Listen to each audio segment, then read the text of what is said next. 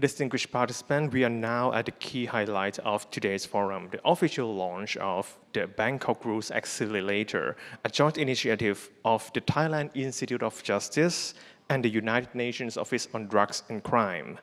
To present the Bangkok Rules Accelerator, may I invite Ms. Chontit Chuenurah, Director of the Office of the Bangkok Rules and Treatment of Offenders, TIJ, and Ms. Claudia Baroni, Team Leader, Gender in Criminal Justice, UNODC, to the stage.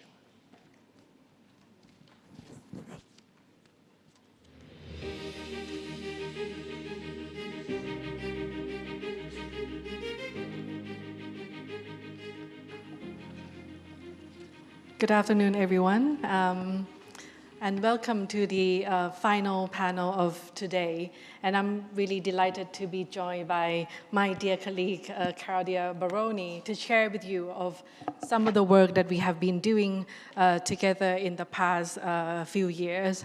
So for this panel, we would like to divide our role into two parts. So we'll talk about the work that has led up to the setup of the Bangkok Rule Accelerator program, the insight that we have been taken from the different regional consultative meeting as part of the global stocktaking on where we are in terms of the implementations of the Bangkok Rules.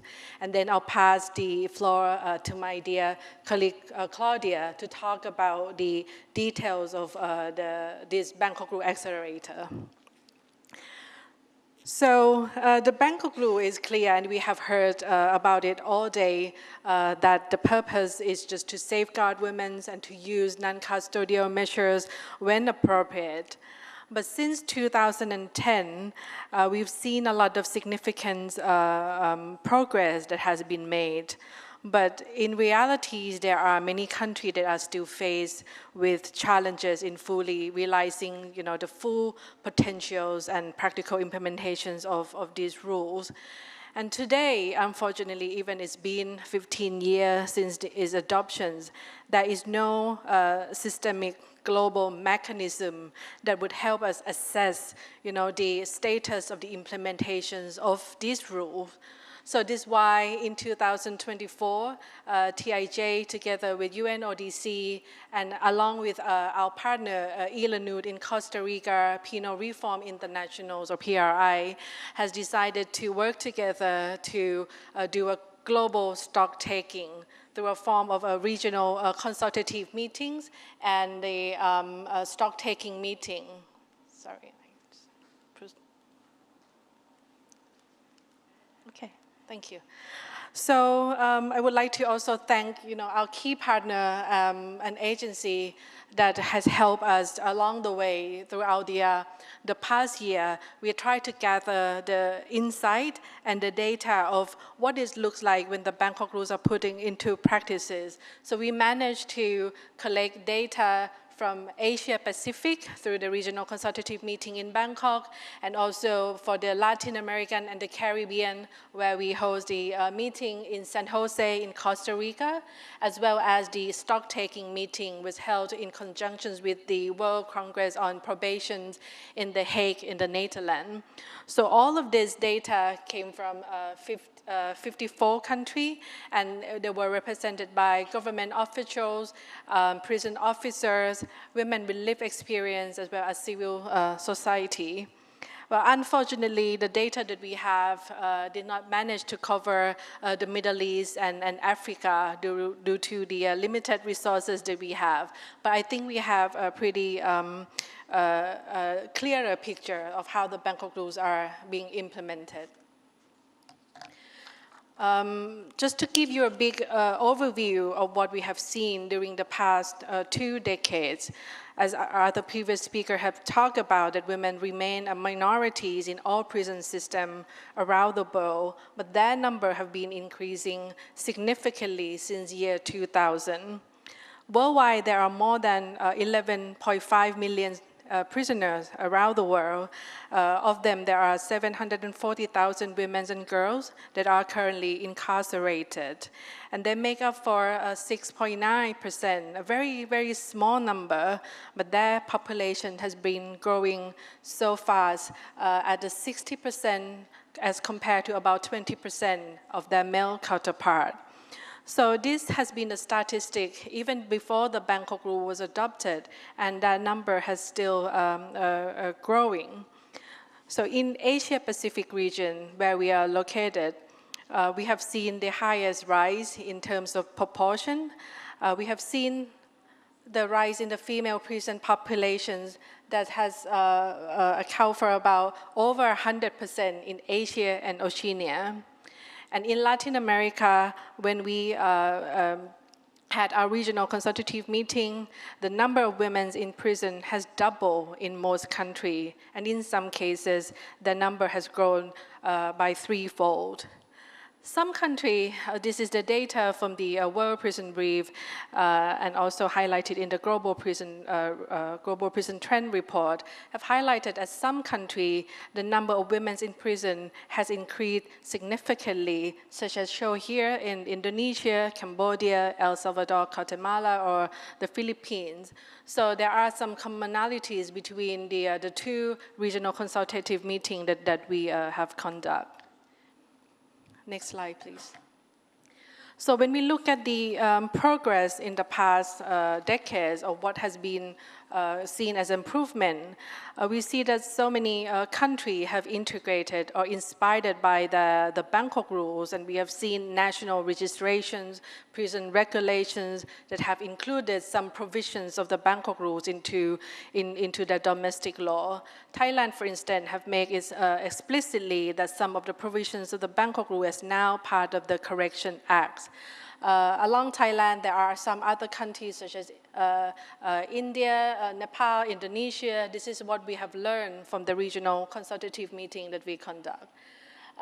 There are countries that try to reduce the use of imprisonment, such as the Costa Rica, that the drug-related crimes has been reduced in the number of prison sentence when it's implemented.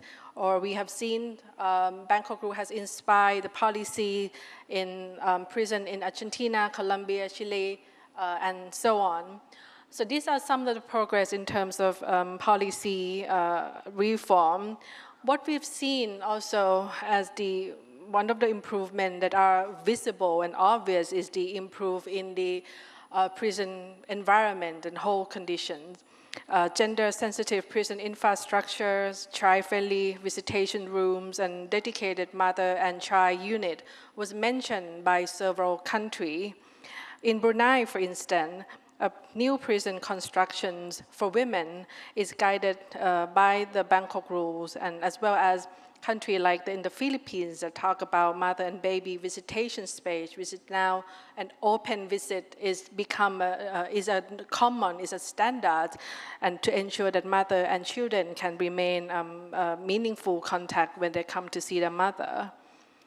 We have also seen the growing in terms of efforts to provide capacity building for prison staff. The handbooks, toolkits that was come out and provided by both UNODC and civil society organizations, advocacy toolkits and all. We have seen that as a positive step.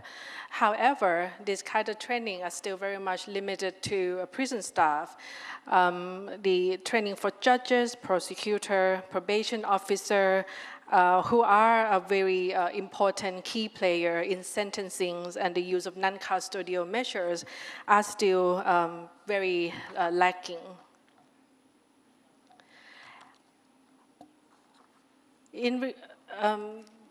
With regard to the gaps, I think we have heard from the panel before and the speaker that speak before us that there are several challenges that remain. Overuse of imprisonment, which are the cause of the increasing in the female prison population, is one. Non-custodial measures, even though is a central part of the Bangkok rules, remain very much underused.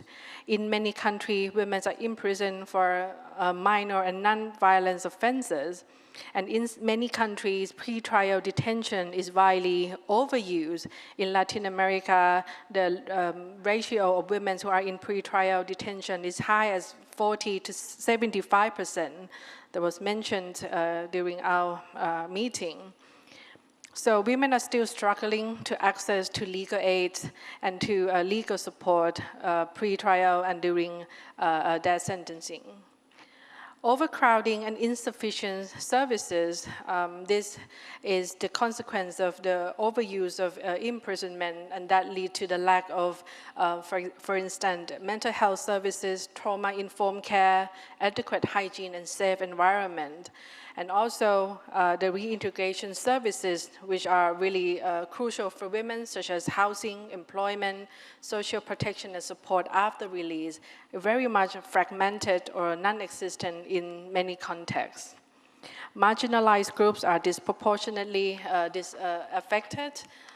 We have an increasing in the, for instance, indigenous people in several countries, ethnic minority, foreign nationals, trans women that are still require further attentions and policy just to address this issue. And finally, the severe funding and resource constraint was discussed heavily during the panel, and it also reflects through our regional consultation.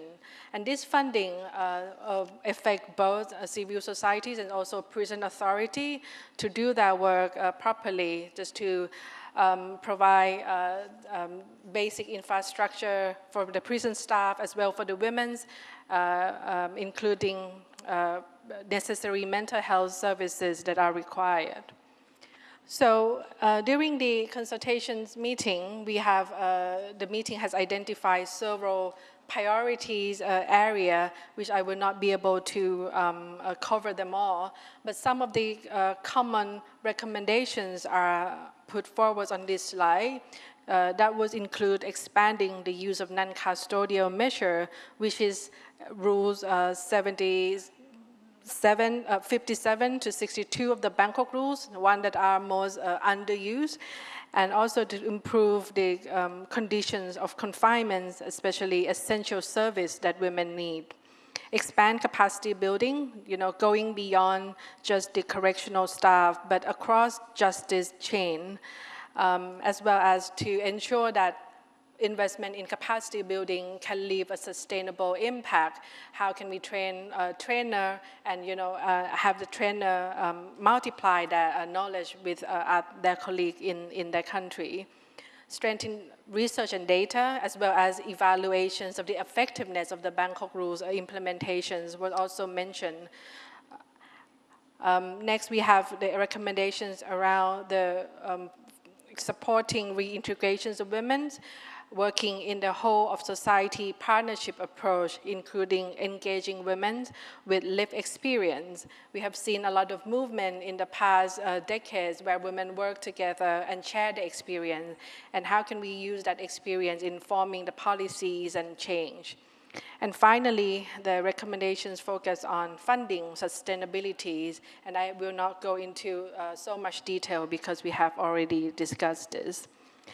So to conclude, I think in the past year, the data that we have collected have shown a complex pictures. I think the progress exists here and there. We have seen progress in law and awareness and some good practices emerging, but gaps remain really profound, especially in the area around non-custodial measures and post-release support and services for vulnerable groups within prison system. But on the optimistic side, I think what we seen is that we're not start from zero if we are going to go forward. During this process of data collections, we have made so many friends along the way, and we have witnessed so many champions from the government side, civil societies, and women with lived experience. These are the champions that exist around the world. But they do need support in going forward. So this is where TIJ has been supporting UNODC to develop the concept of the Bangkok Accelerator, and is very timely and needed. and to access a country to fulfill the gap that are still existing. I will now pass it to my colleague Claudia Baroni to introduce us what is the Bangkok Growth Accelerator. Claudia. Thanks, Emilio. Chontit, and good afternoon, and distinguished panelists and participants. Since I have been involved in all key phases related to the development of the Bangkok rules, in its drafting, in its negotiation and adoption, it gives me a particular pride and honor to be here today, attend this international forum to celebrate the 15 years anniversary of the Bangkok rules. On behalf of my office, the United Nations Office on Drugs and Crime, I would like to sincerely and deeply thank the Thailand Institute of Justice for organizing this event to celebrate and commemorate these milestone instruments for the treatment of women within the criminal justice system, which was adopted 15 years ago under the leadership of Thailand, which was inspired by the vision and the commitment of Her Royal Highness the Princess Bairikitiada Maidol.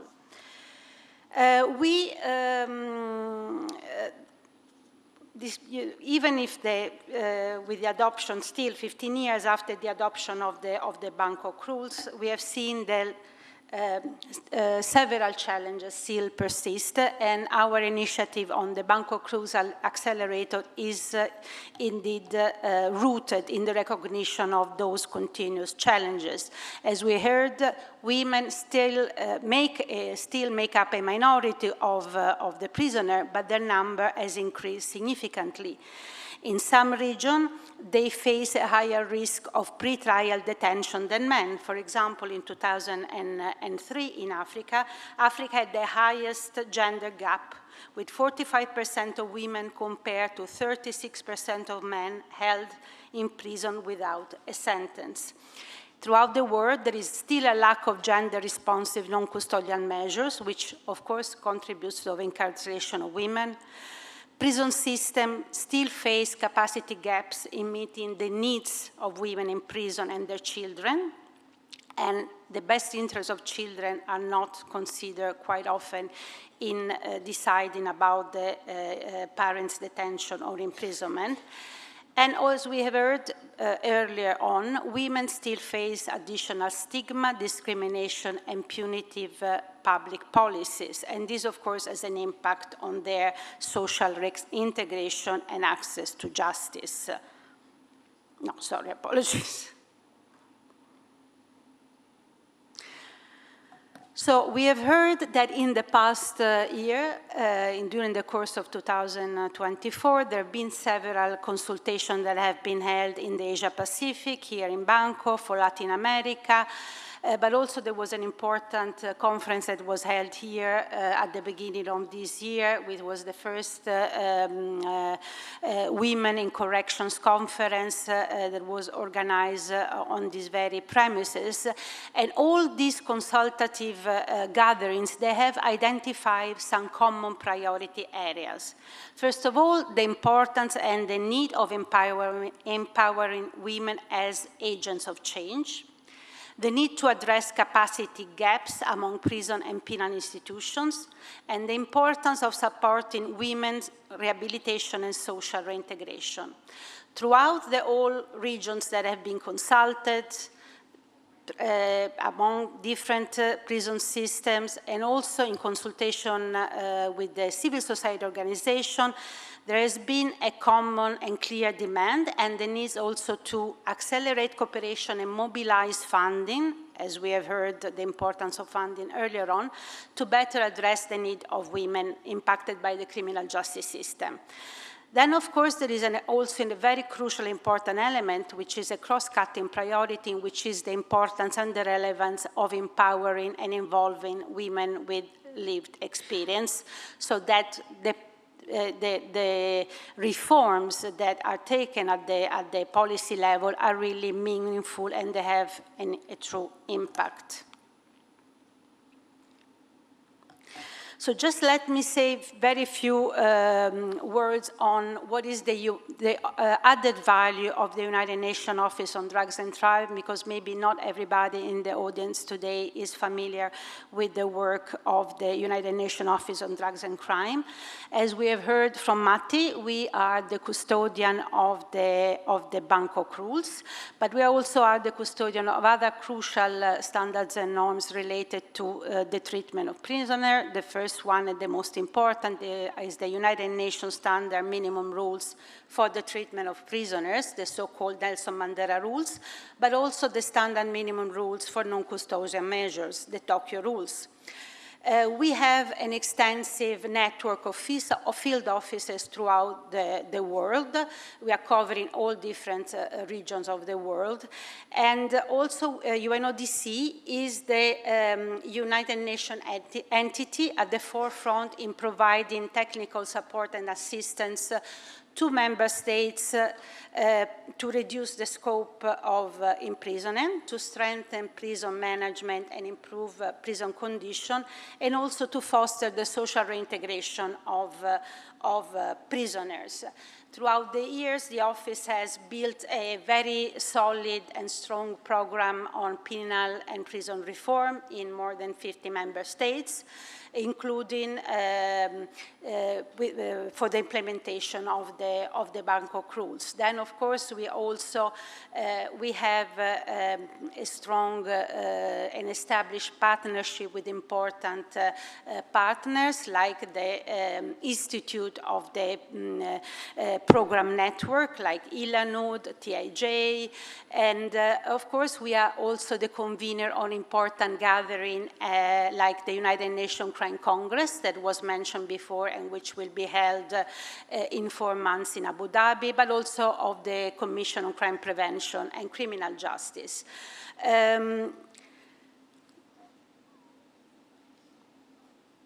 So, drawing and building on the discussion and exchanges that were held on the occasion of this regional consultation, and also recognizing that there is a need after 15 years to take a quantum leap in the implementation of the Bangkok rules.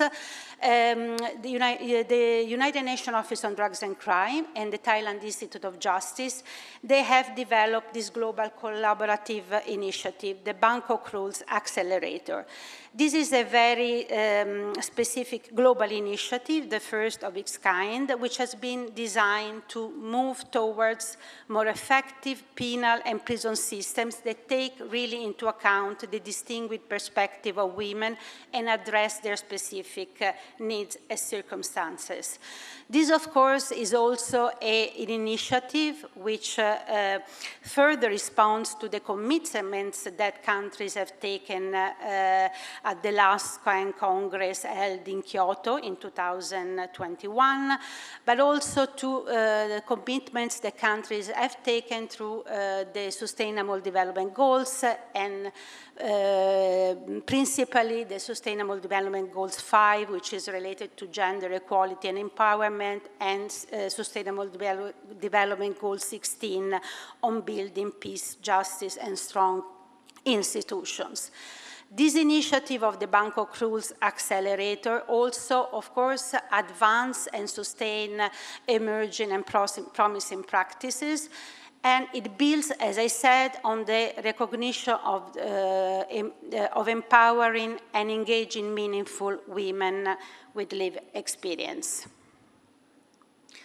So this is, in a nutshell, this accelerator is a project that has a 5 years duration, and it is being designed as a project which will have a phased approach.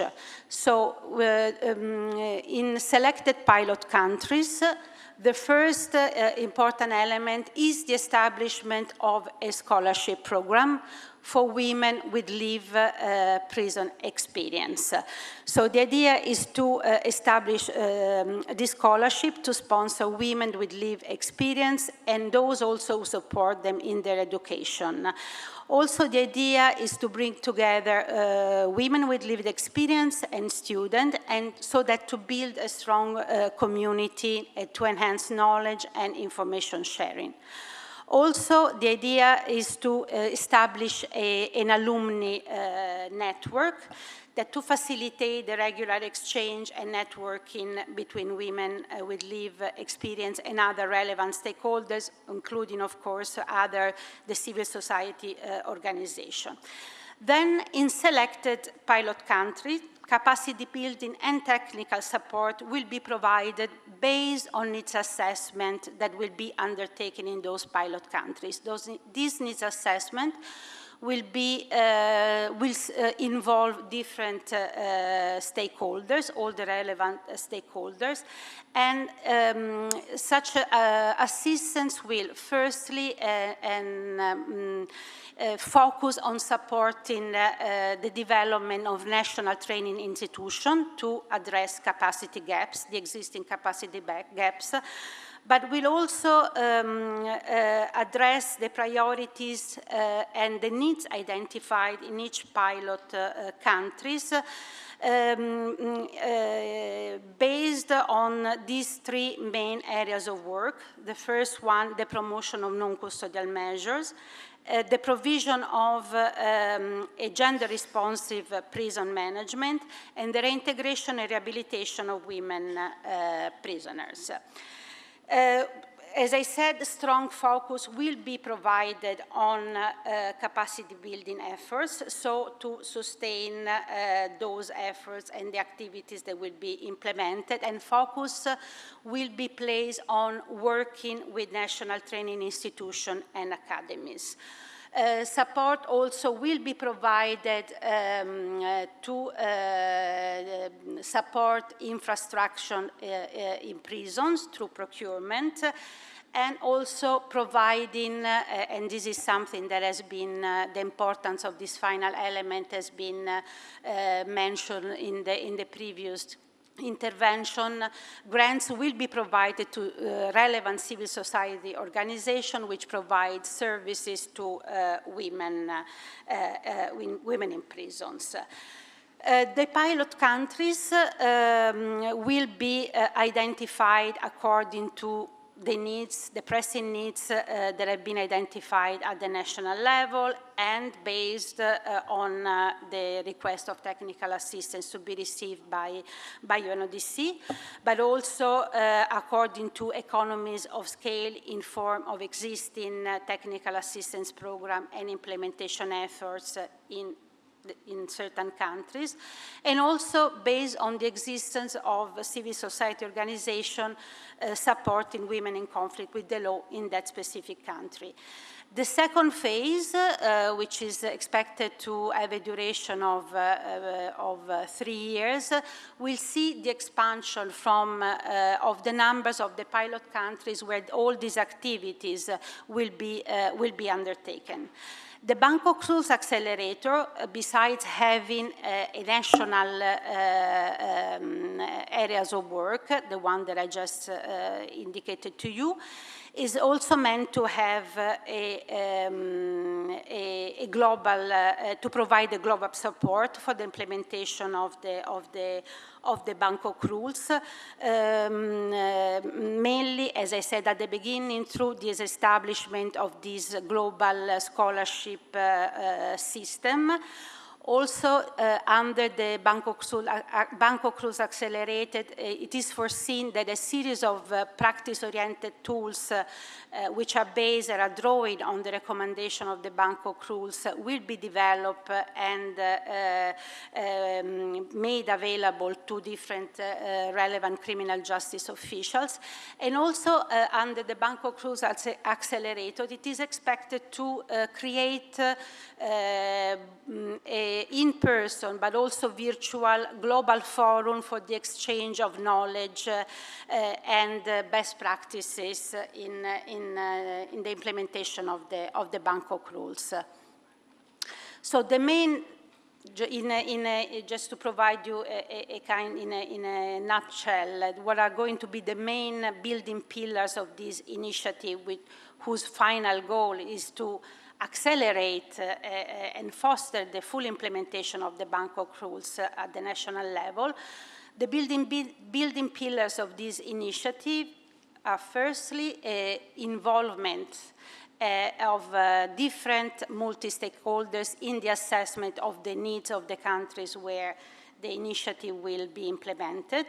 Focus on capacity building, as I said, mainly through the national training institution, also outreach and advocacy, development of knowledge and sharing of such knowledge, the involvement and support of women with lived experience, and partnership with all different relevant partner and counterparts, mainly the civil society organization, but also the private sector that was mentioned also earlier on.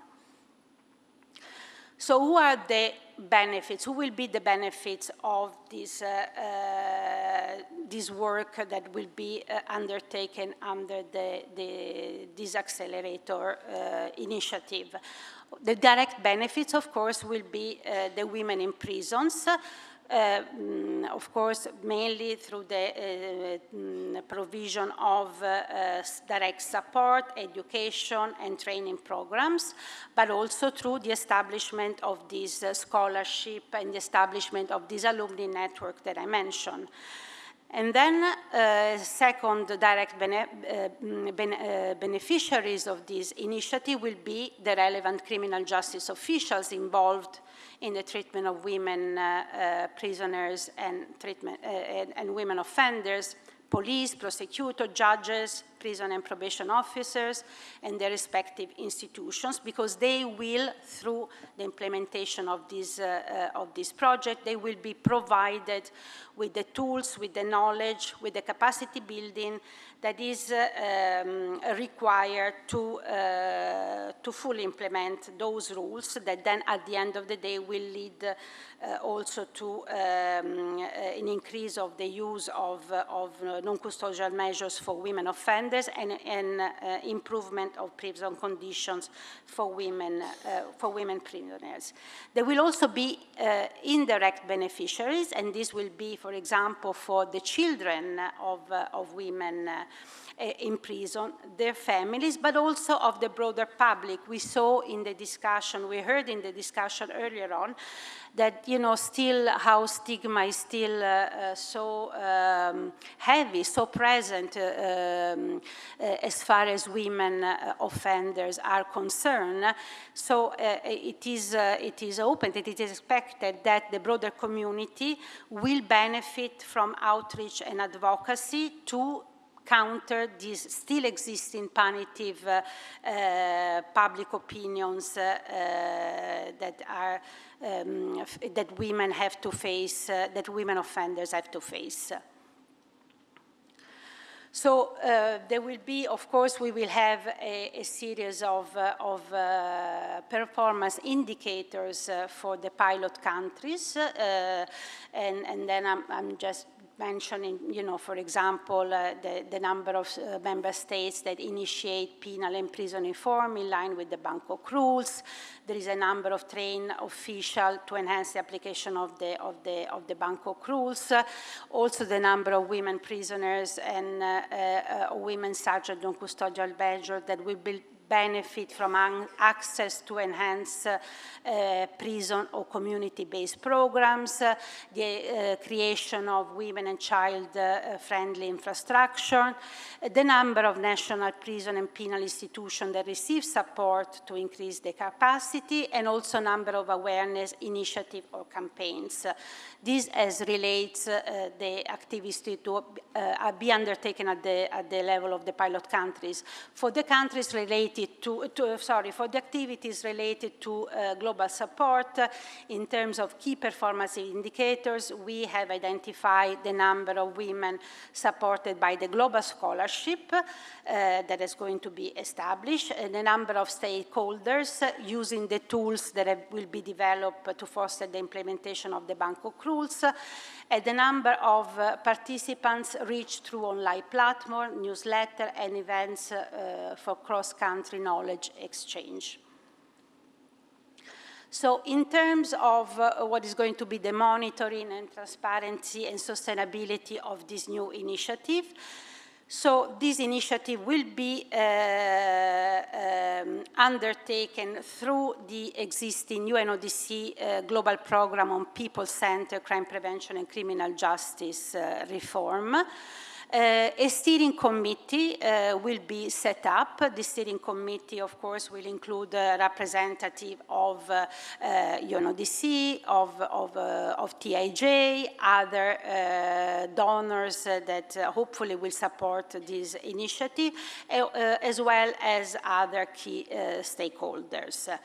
In terms of what is going to be the strategy to ensure the sustainability of this initiative, mainly the focus will be on strengthening institutions. So priority will be given, as I said, to working with, instead of individual training, but to work with national training institutions to ensure sustainability, and also on leveraging partnership with key counterparts. Specific measures to ensure sustainability will also include the early and ongoing involvement of stakeholders to build ownership, sustaining local capacity through mentoring and partnership with training institutions, investing in women for transformative results, and ongoing monitoring and independent evaluation. In terms of expected partnership and donors support, of course, we very much appreciate the support of the government of Thailand to this initiative, and also the continued support, as also we have heard in the speech this morning from the Prime Minister. Also, we are looking forward to involve other countries which are willing to invest in women with equal rights, and this is also bring us to the conclusion of the debate of the previous panel on the importance of countries of investing not only on the treatment of women in prison, but overall in investing in women equality and empowerment. We will involve and we reach out to other relevant UN entities, of course, UN Women, but also UNDP and WHO, which are promoting women's rights. Another pillar will be, of course, the involvement of the civil society organization. We will also involve existing networks of women with lived experience, and likewise, we will look forward to the involvement of the private sectors, because, of course, it is important, especially in relation to the issue of reintegration of women into society. It's important to involve the private sector. In concluding, I would like here to bring to your attention two quotes from women with lived experience. The first one is, unfortunately, I cannot see, from Jane, and reads, I read the rules over and over again. If they would implement the rules, everything would be different. And then the second one that I like to quote quite often, and not only because it's from somebody with my name, but it is a woman with the lived experience from Colombia. And Claudia said that the Bangkok rules are not a legal instrument. Sometimes we work in the international community tend to see those type of instruments, but they are a way, a vehicle of transforming a life. I was supposed to finish with showing the video of that UNODC has prepared on the Bangkok cruise, but because it's been shown at the very beginning of this forum, we have skipped it. Thanks a million.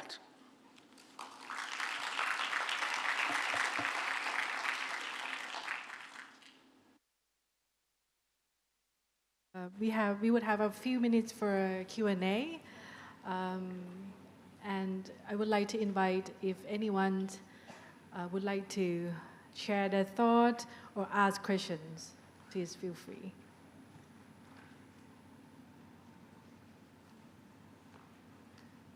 Well, Claudia, I guess we explained it very well, I would assume. But I really hope that you are in this room learning about this new initiative for the first time, and we see this as a promising initiative that TIJ really happy to support. But as Claudia mentioned, this is a big aspiration, and these issues of women in prisons is a cross-cutting, it affects women in so many regions around the world. So we would like you to, be part of this initiative and join us in the way that you can. We're looking to partner with donors, but at the same time, we're also looking to partner with civil society network that could take this initiative forward. As Claudia mentioned, there are so many good work that are existing, champions in many places. I think this Bangkok Growth Accelerator would unite us and would allow us to work more closely together. So if there is no more questions from the audience, my final word would be if you are interested to pick up a piece and bring the information about this Bangkok Growth Accelerator as a material to take home. We have a few copies provided outside, and also it can be scanned at the QR code outside the room as well. Okay? Please, Claudia. Thanks, Emilio, Chontit, and yes, indeed, this is, as Chontit said, it's a relatively long-term initiative because it's an initiative which has a 5 years duration. And of course comes with a budget. The tentative budget for the time being is around $5 million US, so it's a significant budget, and of course funding in this moment is crucial. So I would like to appeal again, as just Chontit said, for the possible involvement as many countries as much as possible in supporting this initiative. I also would like to thinking about and talking about the issue of women with lived experience, and going back to one of the last things that Sabrina just said, and that made the audience laugh about the fact that in Uganda there was a sudden change in the death penalty policies because the Prime Minister had been incarcerated in the wing where the death penalty inmates, prisoners were staying. And we had a similar now case, we don't have the death penalty, but we have a politician in Italy at the moment who is in prison, and he's really pushing a lot with his party to have a change in the prison conditions in Italy. And I think that, what she said, that, she was hoping that more politicians would go to prison to experience. I would like to see it in the other way around. I would like to see more women with lived experience becoming politicians, because this, I think, really would probably have definitely an impact at the highest level in fostering those changes that are still required for the improvement of the condition of women in prisons and the promotion of non-custodial measures for women offenders.